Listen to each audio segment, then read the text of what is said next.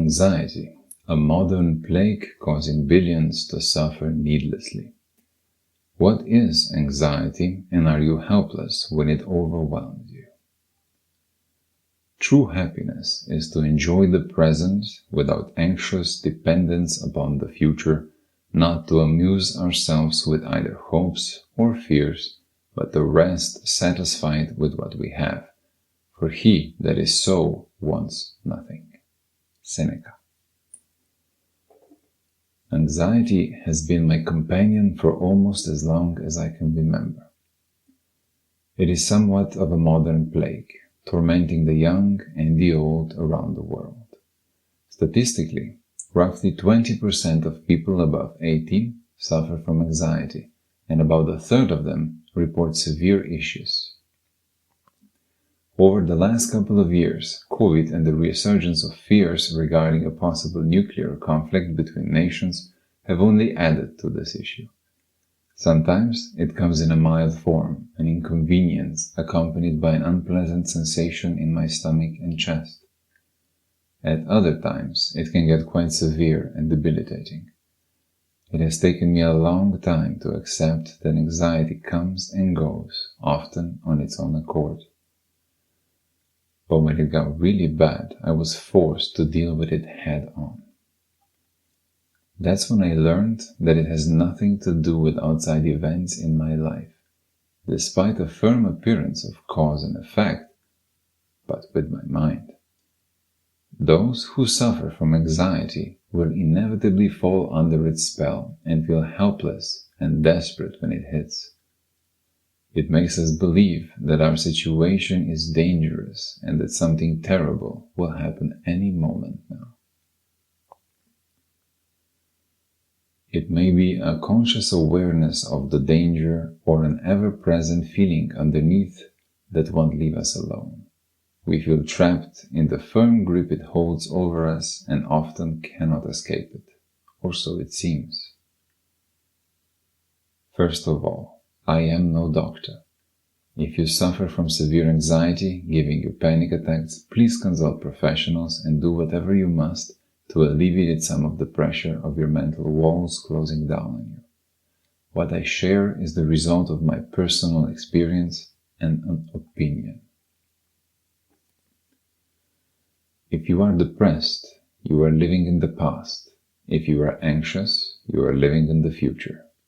Lao Tzu. Understanding anxiety. The most important thing to understand about anxiety is that it has nothing to do with outside events and situations, only with your mind. Your mind, however, is influenced by all the usual culprits, such as what you consume physically, food, drink, or mentally, news, people, events, how healthy you are, and what life situation you happen to have found yourself in. Situations, people, and events are what they are. Anxiety is not caused by them alone, but by how you react, interpret, and how much you worry about them. Different people react and perceive the same situation in different ways. Some will hardly care, others will be drowning in worry, for example. Most common advice will have you take certain supplements, work out, keep yourself busy, or in severe cases, get all drugged up, so that it makes you care less about, well, everything. I won't tell you not to reach for these physical remedies. Try them and see how they feel. In my opinion, they can help, but don't solve the underlying problem. Anxiety will stop us from doing all sorts of things we would generally love. Anxiety and fear are indeed our own worst enemies. We won't walk up to people we want to meet. We won't apply for the job we so desperately desire. We won't make those dreaded cold calls to acquire new clients. Some can't even step a foot outside their homes. People who have never suffered anxiety can never understand it. This is because anxiety is not some outside force that troubles us. It's not like a bug we've caught and shows up on our blood tests. It's not a broken bone or some visible disease. So what is it then? Anxiety is a feeling of worry, nervousness, or unease about something with an uncertain outcome. There is an important key in that statement. Anxiety pertains to our perception of some future event, consciously or unconsciously, that we fear. We can then derive these crucial factors of anxiety. Anxiety will almost always be attached to some future event. Anxiety does not and cannot exist in the present moment. This is one of the most important lessons here. Anxiety is caused by fear. This fear could be of something undesired happening or the fear of something desired not happening. We may be aware of it or we may not. Our desires and attachment cause us to be anxious. Lessen the desires or attachments to outcomes, things, or people, and our anxiety will also lessen. The more we want something, the more anxious we will feel about the uncertainty of attaining it. Anxiety is a feeling, an emotion. Feelings aren't some outside force free of our control.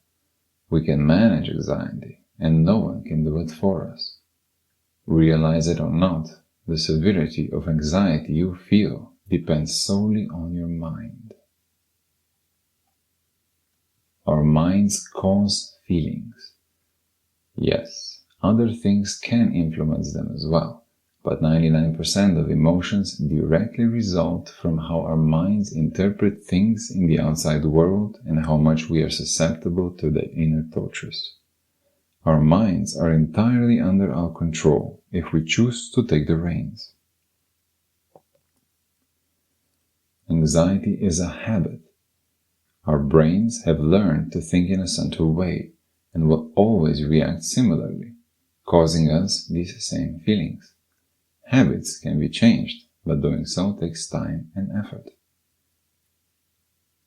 By refusing to take control of our minds and with it our anxiety, we are robbing ourselves of power. We have chosen, and it is a choice, the path of victimhood and eternal reliance on drugs, alcohol, or other momentary escapes. It's a dead end that can still help when anxiety is at its worst, if only to lessen the pain of the moment. I will be writing about these points in the coming posts, so subscribe and learn how you can defeat anxiety all by your lonesome self. I am preparing a post full of tools you can use to combat anxiety. It will be coming out soon. I know that you feel like you have no control over anxiety. You feel trapped. It appears hopeless and never-ending. But it's a lie, an elaborate illusion of your mind. In fact, you're the only one who has the power to stop your anxiety from flaming up. I will show you how I deal with my anxiety and how you can alleviate your suffering by understanding what causes anxiety, how to reprogram your mind, and how to deal with anxiety when it hits you, completely overpowering you like an unstoppable wave. I've already written some posts that may help you in the meantime.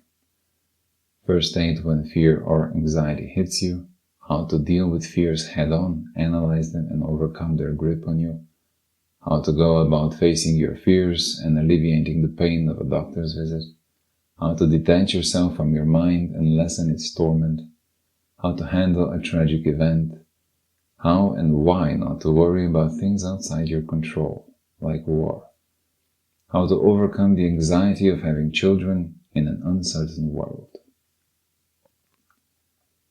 I hope to help some of you, although I probably can't help all of you. We are so very different, you and I. If you suffer greatly, please see a professional. Don't stop looking for answers, as no pill will ever solve your problem, but it may save your life when it gets overwhelming. When I see an anxious person, I ask myself, what do they want? For if a person wasn't wanting something out of their control, why would they be stricken by anxiety? Epictetus. Hang in there, friends. You will learn to manage anxiety. It can be done.